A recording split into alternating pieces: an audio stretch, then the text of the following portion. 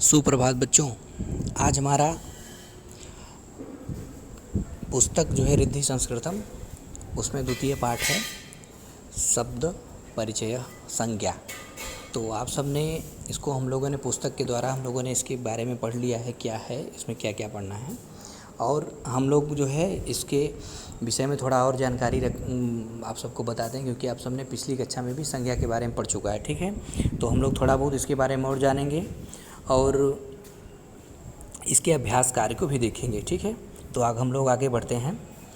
तो इसमें दिया है संज्ञा क्या होता है। संज्ञा आप सब जानते हैं, किसी व्यक्ति, वस्तु या स्थान के नाम को हम लोग संज्ञा कहते हैं। इन संज्ञा शब्दों को संस्कृत भाषा में 3 लिंगों और 3 वचनों में विभक्त किया गया है। ठीक है बच्चों, आप सब जानते ही हैं कि हिंदी भाषा में लिंग के 2 भेद होते हैं, पुरुष पुल्लिंग और स्त्रीलिंग। ठीक है, लेकिन संस्कृत भाषा में 3 लिंग होते हैं, जैसे पुल्लिंग, स्त्रीलिंग तथा नपुंसक लिंग। और हम आप सबको डायग्राम जो इसमें मैंने आपको नोट्स में बनाया है कि लिंग क्या होते हैं, उसको डायग्राम को मैंने चित्र के द्वारा जो है वर्णन किया है। तो देखेंगे इसको डायग्राम में मैंने बनाया है, 3 भागों में इसको डिवाइड किया है। तो पुल्लिंग जो पुरुष जाति का ज्ञान कराते हैं वो पुल्लिंग होते हैं। स्त्रीलिंग स्त्री जाति का ज्ञान कराते हैं वो स्त्रीलिंग होते हैं। नपुंसक लिंग होता है जो न तो पुरुष जातिविद कराते हैं न ही स्त्रीलिंग। ठीक है, तो वो होते हैं नपुंसक लिंग। अब हम लोग एक वचन और द्विवचन और बहुवचन के विषय में जानेंगे, ये क्या होते हैं। आप लोग हमारे नोट्स में भी देखते रहिए थे हमने क्या क्या लिखा है। आप सबको जो त्रुटि हो तो आप सब कमेंट में इसको बताएं कि हाँ सर यहाँ पे जो है त्रुटि हो गई है, तो हम उसके लिए जो है हम फिर से सुधार करेंगे। तो एक वचन क्या होगा, तो एक वचन में एक संख्या का ज्ञान होता है। ठीक है, एक वचन मतलब एक लोग खड़े हैं तो एक वचन। द्विवचन मतलब है जो वस्तु होते हैं तो 2 वस्तुओं को जो है संख्याओं का बोध होता है, 2 चीज़ों का, 2 लोग खड़े हैं, 2 द्विवचन। बहुवचन का मतलब है 2 से अधिक लोग, 3 लोग, 4 लोग। तो ये जो है बहुवचन 2 से अधिक संख्याओं का बोध कराते हैं। ठीक है बच्चों, हम सब आगे बढ़ते हैं। इसके अगला देखते हैं।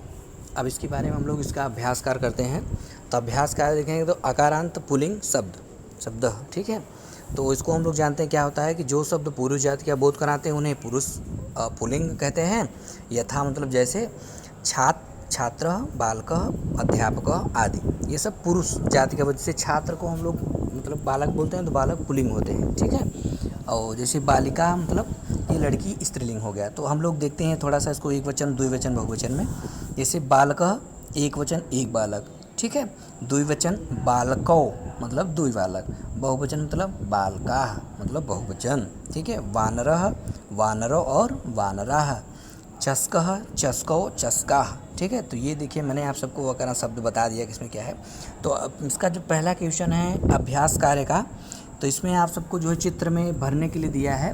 तो ये सब आप लोग बुक में जो है चित्र को मैंने आप सबको क्लास में ही सेंड कर दिया है। तो बच्चों आप सब जो है इसको बुक्स में फिल करिए। इसके बाद हम लोग अगला क्वेश्चन देखते हैं दूसरा। तो रिक्त स्थानानि पूरयत, रिक्त स्थानों की पूर्ति कीजिए। ठीक है, तो पहला है एक वचन, दूसरा द्विवचन और बहुवचन।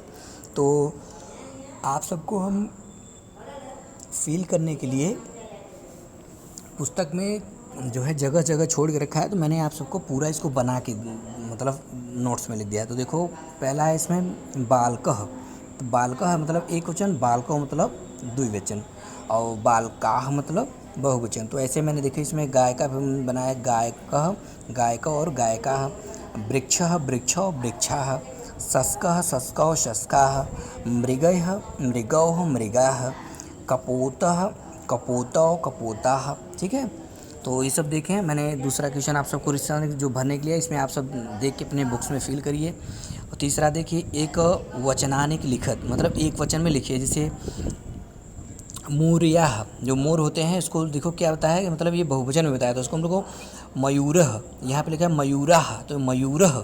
वानराः मतलब बहुवचन है, इसको एक वचन में लिखेंगे वानरः। कपोताः बहुवचन दिया है, इसको लिखेंगे कपोतः। बालकौ मतलब द्विवचन में दिया है तो बालकः। ठीक है, एक वचन में कपो। अब देखिए हमने एक वचन में कन्वर्ट करके मैंने एक वचन जो दिया था उसमें एक वचन में किया। अब हम लोग करेंगे द्विवचनानि लिखत। द्विवचनानि लिखत में द्विवचन में लिखिए। तो जैसे नेत्राणि, नेत्राणि क्या है एक वचन है तो उसको नेत्रौ द्विवचन में क्या, नेत्रौ।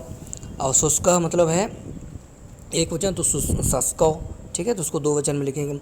मयूराः मतलब ये क्या है, बहुवचन दिया है, इसको हम लोग द्विवचन में करेंगे मयूरः।